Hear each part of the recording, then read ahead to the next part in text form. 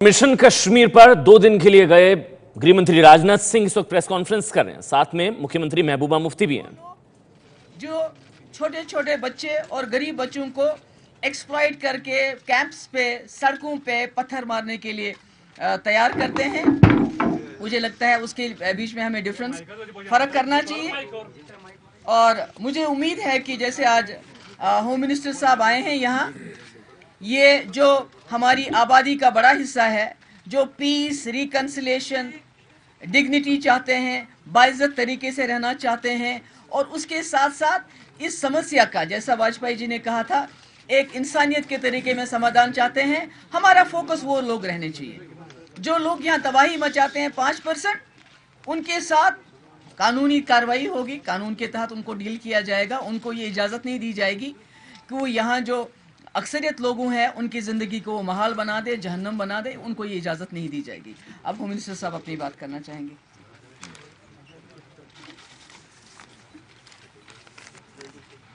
मित्रों, जैसा महबूबा जी ने बतलाया आपको कि जब से कश्मीर वैली में यह क्राइसिस पैदा हुई है, मैं दूसरी बार कश्मीर कल आया हूं और यहां पर मोर देन 20 डेलीगेशंस के साथ हमारी भेंट हुई है, उनके साथ हमारी बातचीत हुई है। और जितनी भी पॉलिटिकल पार्टीज हैं, मैं समझता हूं कि लगभग सभी की सभी पॉलिटिकल पार्टी ने अपने डेलीगेशंस बातचीत करने के लिए भेजे हैं। सभी पॉलिटिकल पार्टीज के साथ बातचीत बहुत ही अच्छी रही है। सभी यह चाहते हैं कि कश्मीर वैली में अमन अमान के हालात कायम हों, सबकी इच्छा है। मैंने भी सभी से पूरी तरह से सहयोग करने की अपील की है। मिलने वालों की संख्या के बारे में यदि मैं कहूं तो वह लगभग 300 के आसपास लोग कल से लेकर आज तक मुझसे मिले हैं और उनसे मैंने चर्चा की है। जो भी कश्मीर वैली के हालात हैं उसको लेकर हम लोग भी बेहद दुखी हैं।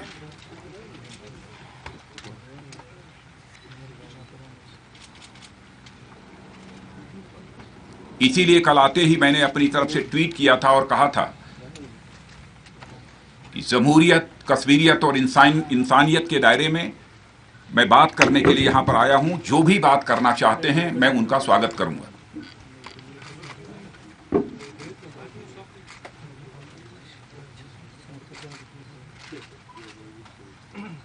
जब कभी चाहे कोई कश्मीर का कोई नौजवान मारा जाता है अथवा हमारा सिक्योरिटी फोर्स का भी कोई नौजवान मारा जाता है, तो उससे हम सबको बेहद तकलीफ होती है। केवल कश्मीर में रहने वाले लोगों को ही तकलीफ नहीं होती है, बल्कि हिंदुस्तान के रहने वाले सारे लोगों को तकलीफ होती है। क्या हम ऐसे हालात से इस कश्मीर को बाहर नहीं निकाल सकते?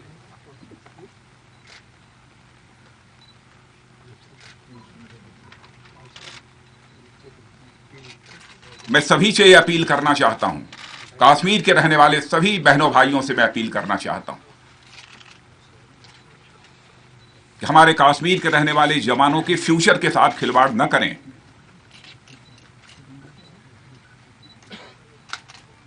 पहले भी मैं कह चुका हूं, छोटे छोटे बच्चे, 17 साल, 18 साल, 15 साल, 20 साल के नौजवान, उनके हाथों में कंप्यूटर, कलम, बुक्स होनी चाहिए। कौन लोग हैं जो उन्हें इजाजत देते हैं पत्थर उठाने की?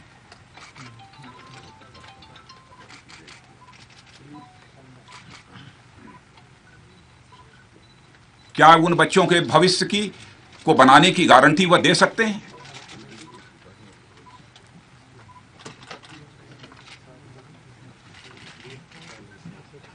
हम कश्मीर के बच्चों के फ्यूचर को हिंदुस्तान के बच्चों के, नौजवानों के फ्यूचर के साथ जोड़कर देखते हैं।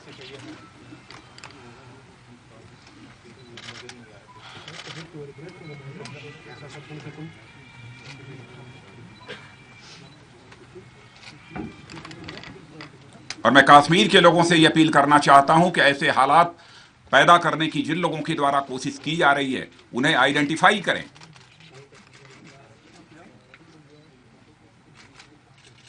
कुछ हमारे जो नौजवान किन्हीं कारणों से बहकावे में आकर यदि हाथ में पत्थर उठाते हैं तो ऐसे नौजवानों को समझाने की कोशिश की जानी चाहिए। बच्चे बच्चे होते हैं।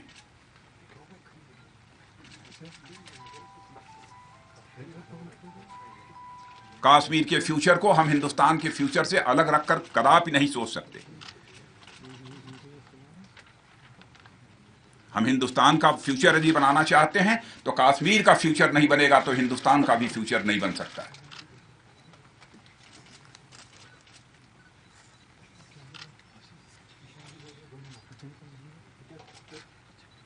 मैं समझता हूं पहली बार ऐसा हुआ होगा कि कश्मीर वैली में ऐसे हालात पैदा होने के बाद 1 महीने के अंदर भारत सरकार का गृह मंत्री 2 बार आया हो।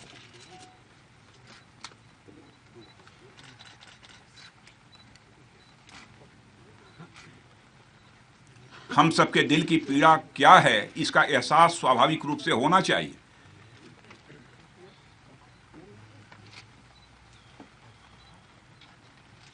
मैंने जम्मू कश्मीर के मुख्यमंत्री महबूबा जी से यह कहा है, ऑल पार्टी डेलीगेशन भी हम लाना चाहते हैं यहां पर, और उसके लिए पूरी तैयारी यहां पर की जानी चाहिए ताकि ऑल पार्टी डेलीगेशन भी आकर यहां लोगों के साथ बातचीत कर सके। राशिद मत कीजिए, बात करने दीजिए, छोड़िए इनको।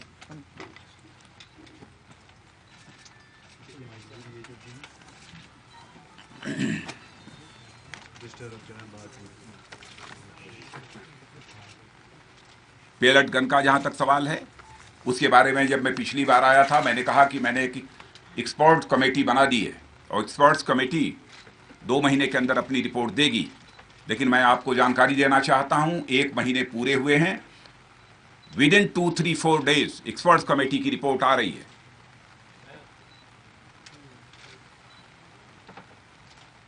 और विदिन फ्यू डेज हम लोग इस पेलट गन का एक विकल्प, इसका अल्टरनेटिव देंगे।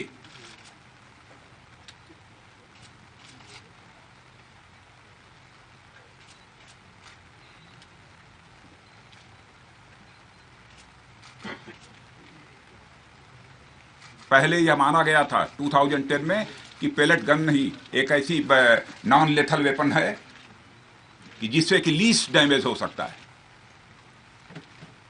लेकिन आज हम महसूस कर रहे हैं कि कोई ना कोई इसका अब अल्टरनेट होना चाहिए। वैसे अपने सुरक्षा के जवानों से भी हम लोगों ने कहा है जितना अधिक से अधिक हो सके वह रेस्ट्रेन बरतें, और मुझे जानकारी मिली है कि वह रेस्ट्रेन बरत भी रहे हैं। लगभग सुरक्षा के जवान भी लगभग मोर देन 4,500 वह भी इंजर्ड हुए हैं।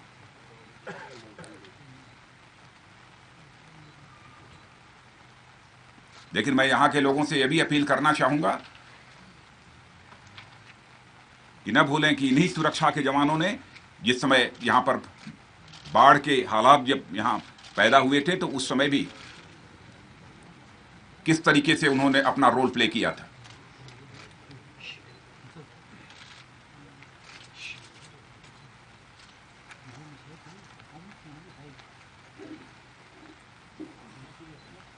आप लोगों ने शायद देखा होगा कि आज के 2-3 दिन पहले मैंने लखनऊ से हिंदुस्तान के सारे नौजवानों से भी अपील की कि हमारा कश्मीर का कोई नौजवान हिंदुस्तान के किसी कोने में रहता हो, किसी भी एकेडमिक इंस्टीट्यूशन में पढ़ता हो, स्कूल में पढ़ता हो, उसकी हिफाजत करना, उसका मान सम्मान करना, उसके अंदर कॉन्फिडेंस डेवलप करना, ये हर हिंदुस्तान के नौजवान की जिम्मेदारी है। उसे अपना भाई समझें, अपने परिवार का सदस्य समझें।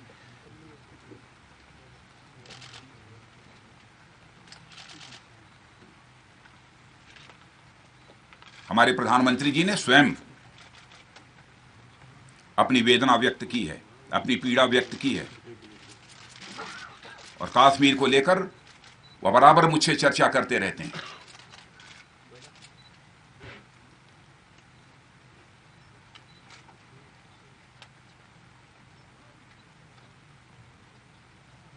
कश्मीर का हम लोग डेवलपमेंट करना चाहते हैं। अभी हाल में ही कुछ ही दिनों पहले हम लोगों ने एक डिसीजन लिया है, जो हमारी सेंट्रल आर्म पुलिस फोर्स होती है, वो इसकी 1 बटालियन का रिक्रूटमेंट यहां से होना चाहिए। यह डिसीजन हाल में ही लिया है। और साथ ही साथ मुख्यमंत्री जी ने भी 10,000 एसपीओज की भर्ती होगी।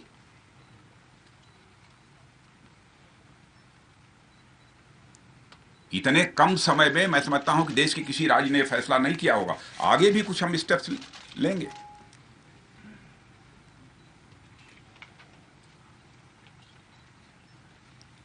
मित्रों, इससे ज्यादा मुझे कुछ नहीं कहना है। मैं पुनः सभी कश्मीर के बहनों भाइयों से अपील करना चाहता हूं कि कृपया यहां पर अमन अमान के हालात कायम करने में वो पूरी तरह से सहयोग करें।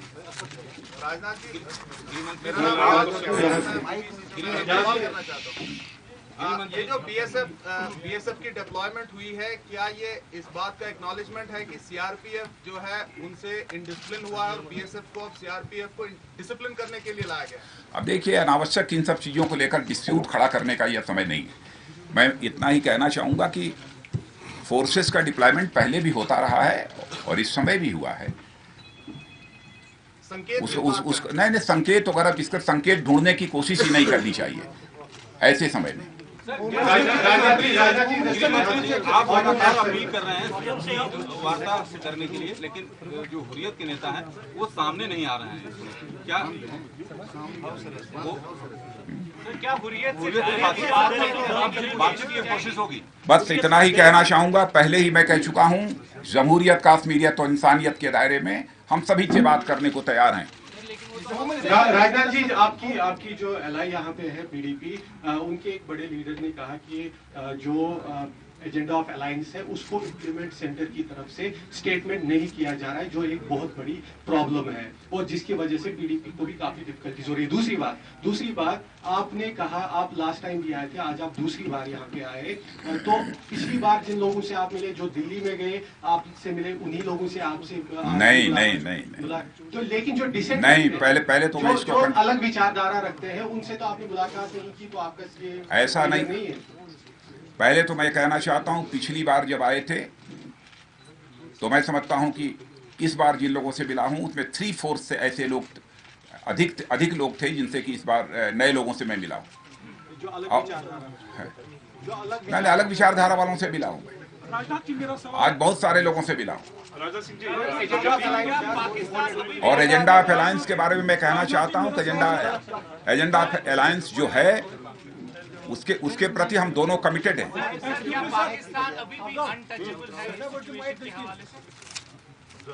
राजनाथ सिंह जी, आपने जितनी भी बात की, चीफ मिनिस्टर साहिबा ने भी जो बात की, आप लोग इस सारे मसले को सामाजिक मसले की तरफ से देख रहे हैं। आप ये समझते हैं कि ये शायद फैमिली डिस्फंक्शन है क्योंकि छोटे बच्चे पत्थर उठा रहे हैं? क्या आप ये नहीं समझते हैं कि ये सियासी मसला है, इसीलिए लोग बाहर आ रहे हैं, ये पॉलिटिकल मसला है और उसके लिए आप क्या कर रहे हैं? मुजम्मिल, एक्सक्यूज मी, नहीं, मैं पहले मुझे करेक्ट करना है। मैंने ये नहीं कहा है, जो मैंने कहा कि 95% लोग पीसफुल तरीके से इसका रेजोल्यूशन चाहते हैं। That means there is a political problem. मगर 5% लोगों ने इसको हाईजैक किया है, तशद्दुद करके वो इस पटरी को रेल से उतारना चाहते हैं। बिकॉज कहीं भी दुनिया के कोने में आज तशद्दुद के लिए कोई जगह नहीं। अगर आपने किसी भी इशू को बदनाम करना है तो आप तशद्दुद पे उतर आइए, कोई आपकी बात नहीं सुनेगा।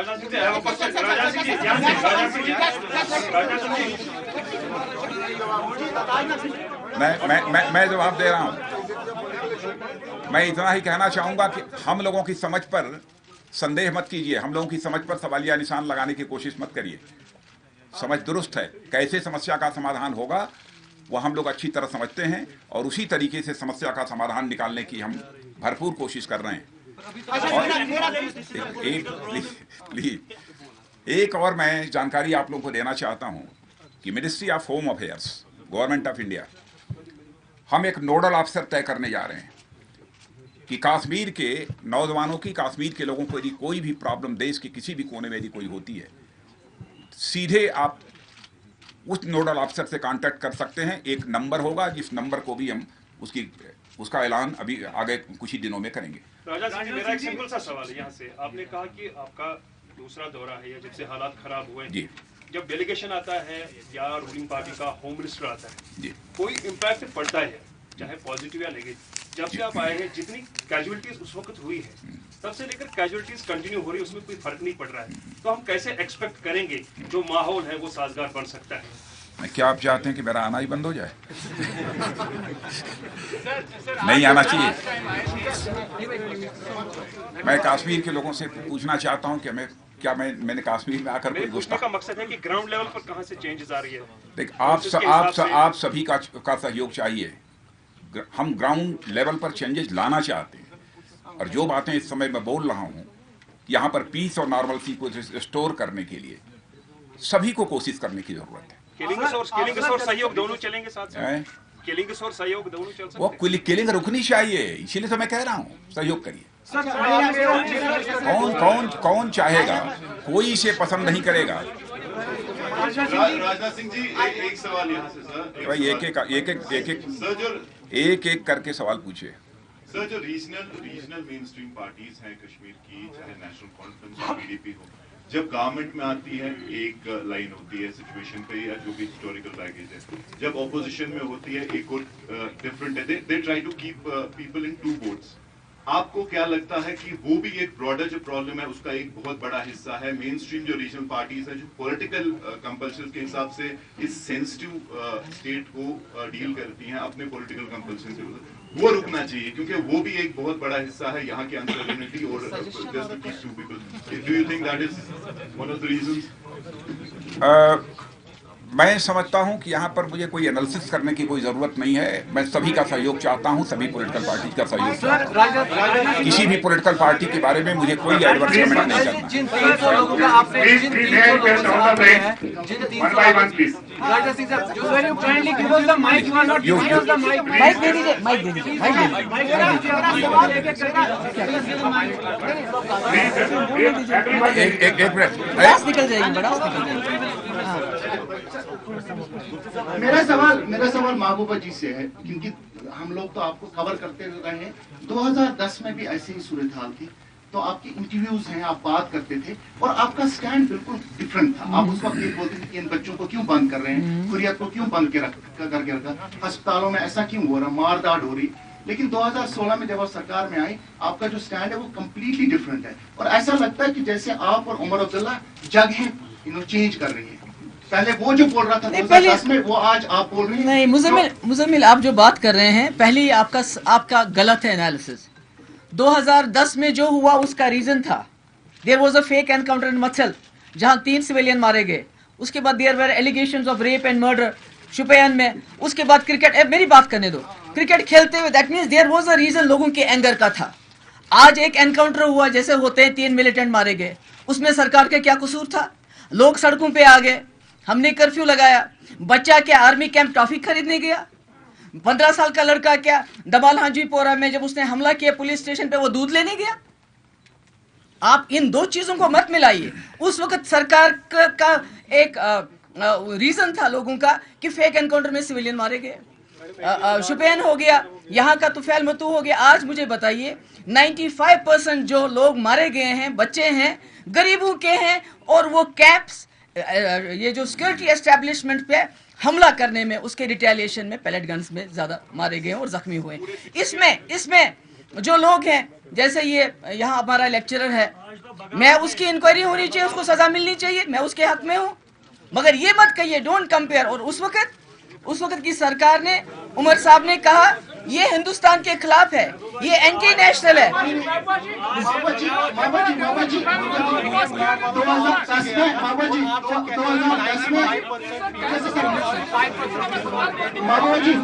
मैं कह रही हूँ, एक मिनट बात करने दीजिए। मैं कह रही हूँ 95% कश्मीर के लोग पीसफुल मीन से हल चाहते हैं, डायलॉग से चाहते हैं, मगर 5% लोग, क्योंकि बदकिस्मती से जो मिसक्रिएंट्स हैं हमारे बच्चों को शील्ड बना के फौजी कैंपस में हमला करवाते हैं। वो चाहते हैं कि छोटे बच्चे मर जाएं, अंधे हो जाएं। आपको समझ नहीं आती? एक चीज मापा जी, सबसे बड़ी जो मित्रों, 2010 में, 2008 में, 2016 में लोग सड़कों पे आजादी मांग रहे हैं। It is a very clear cut thing कि लोग सड़कों पे आजादी मांग रहे हैं। 2010 में भी कोई ये नहीं मांग रहा था कि आप मैं दोस्तों आपसे प्लीज साइडलाइन नहीं कर रहे हैं, साइडलाइन नहीं कर रहे हैं। दोस्तों मैं आपसे अपील करना चाहता हूं। महबूबा जी आपके घर की है, महबूबा आपकी ये है। मुझे क्या कहेंगे सर, ये जो बच्चे हैं, मैंने इनको चाकू से निकाला है जब टास्क फोर्स की जिप्सी को देखे भागते थे, जब इनको वहां बेगार के लिए ले जाते थे, घास काटने ले जाते थे। इन बच्चों को, साउथ कश्मीर के बच्चों को मैंने निकाला है उस मुसीबत से, जब इनका कार्ड चेक किया जाता है। आज उनको कुछ लोगों ने भट्टी में डाल दिया है अपने नाजायज मकासद के लिए। मैं कश्मीर के इशू के साथ हूँ, रिजॉल्व होना चाहिए, डायलॉग होना चाहिए, मगर इस तरह पथराव से, कैंपों पे हमला करने से कोई मसला हल होने वाला नहीं है। Thank you very much.